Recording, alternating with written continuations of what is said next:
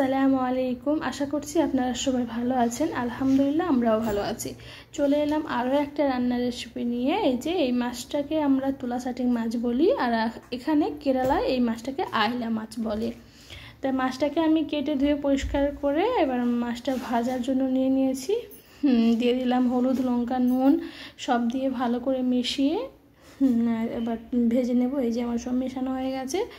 এবার আমি চুলায় একটা কড়াই বসিয়ে দিয়েছি। কড়াই বসিয়ে কড়াইয়ের মধ্যে তেল দিয়ে দিলাম, সয়াবিন তেল। তেলটাকে ভালো করে গরম করে তারপর আমি মাছগুলোকে ভেজে নেব। তেলটা গরম হয়ে গেছে, আমি তেলের মধ্যে দিয়ে দিলাম মাছগুলো। আর আপনাদের কাছে একটাই রিকোয়েস্ট, প্লিজ আমার ভিডিওটিতে দেখার আগে ভিডিওতে একটা লাইক দিবেন। লাইক দিতে ভুলে যাবেন না, মনে করে একটা লাইক দিয়ে দিবেন। আর যারা আমার চ্যানেলটিকে এখনও সাবস্ক্রাইব করেননি অবশ্যই সাবস্ক্রাইব করে আমার পাশে থাকবেন, আমার সঙ্গে থাকবেন। আর যারা আমার অলরেডি সাবস্ক্রাইব করে আমার সঙ্গে আছেন সবাইকে অসংখ্য অসংখ্য ধন্যবাদ। পুরো ভিডিওটা অবশ্যই আপনারা দেখে যাবেন, আর কেমন হয়েছে অবশ্যই কমেন্ট করে জানাবেন। আর হ্যাঁ, পুরো শেষ পর্যন্ত দেখে আমার মতন আমার পদ্ধতিতে আর কে কে আমার মতন এইভাবে রান্না করেন অবশ্যই বলে যাবেন। যাই হোক, আপনাদের সঙ্গে কথা বলতে বলতে আমার রান্নাটা মাছ ভাজাটা হয়ে গেছে। প্রথমে নেজাগুলো ভেজে নিয়েছি, দিয়ে দিচ্ছি এবার সবগুলো মাথা মাছের। আমি মাছগুলোকে দু টুকরো করে নিয়েছিলাম, কারণ মাছগুলো বড় বড় ছিল। যদি আমি গোটা রেখে দিতাম হয়তো ভিতরে মশলা ঢুকতো না, ভিতরে খেতে মজা লাগতো না, নুন ঢুকতো না বা মশলা ঢুকতো না। তাই আমি মাছগুলোকে দুভাগ করে নিয়েছি, নেজা আর মাথা আলাদা করে নিয়েছি। যাই হোক, মাথাগুলো ভাজা হয়ে গেছে, আমার সবগুলো মাছ ভাজা হয়ে গেছে। এখানে ওই মাছের তেল ছিল, মাছ ভাজার তেল, আর তাতে আরও একটু তেল দিয়ে দিলাম। দিয়ে দিলাম পেঁয়াজ কুচি। এখানে বড় বড় সাইজের দুটো পেঁয়াজ কুচি নিয়েছি। অনেকগুলো পেঁয়াজ দিয়েছি, যেহেতু শুধু মাছ রান্না করছি তাই মাছের গ্রেভিটা একটু বেশি হবে, তাই আমি বেশি করে পেঁয়াজ দিয়ে দিলাম। পেঁয়াজটা বাদামি কালার করে ভেজে তারপরে আমি এখানে দিয়ে দিলাম দুটো কেটে রাখা টমেটোটা দিয়ে এবার আমি এখানে একটু নুন দিয়ে দেবো যাতে করে টমেটোটা গলে যায়।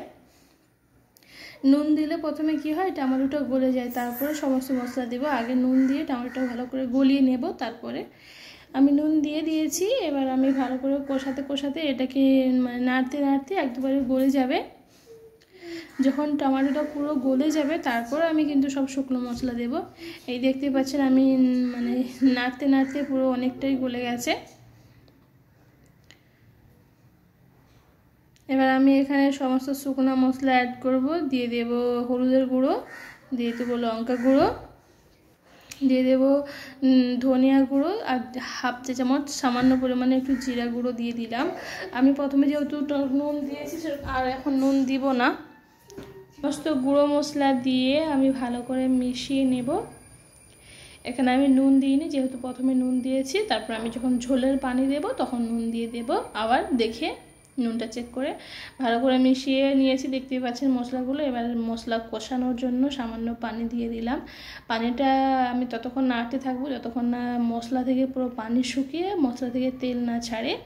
দেখতে পাচ্ছেন ভালো করে মশলাটাকে আমি কষিয়ে নিচ্ছি। এই যে মশলা থেকে তেল বেরিয়ে গেছে, দেখুন পুরো মশলা থেকে তেল বেরিয়ে গেছে। এবার এই পর্যায়ে মশলাটা কিন্তু খুব ভালোভাবে কষা হয়ে গেছে, তাই জন্য মশলা থেকে তেল ছেড়ে দিয়েছে। এখন আমি ঝোলের পানি দিয়ে দিচ্ছি।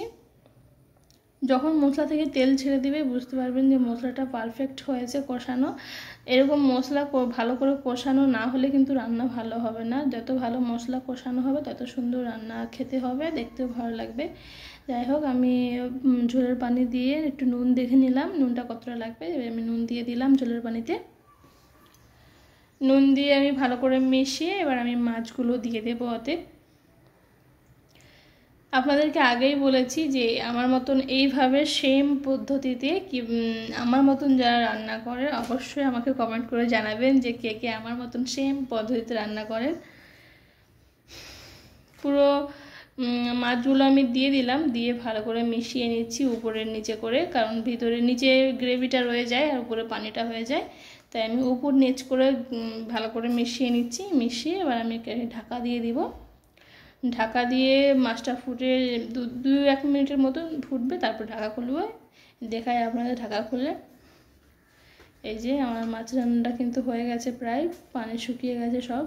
সামান্য পানি ঝোল আছে, এটা ঝোল নয়, এটা গ্রেভি আছে, তাই ফুটছে এমন দেখাচ্ছে। আপনাদেরকে দেখাই ঠান্ডা হয়ে। এই যে আমার রান্না পুরো কমপ্লিট। তো আপনারা বলবেন অবশ্যই কমেন্ট করে যে আমার রান্নাটা কেমন হয়েছে। আর যদি ভালো লাগে please like comment share and subscribe করে আমার সঙ্গে থাকবেন। অবশ্যই কেমন হয়েছে কমেন্ট করে বলবেন। যাই হোক, আপনারা সবাই ভালো থাকবেন আর আমাদের জন্য দোয়া করবেন আর আমার একটু পাশে থাকবেন। ভালো থাকবেন। আল্লাহ হাফেজ। আসসালামু আলাইকুম।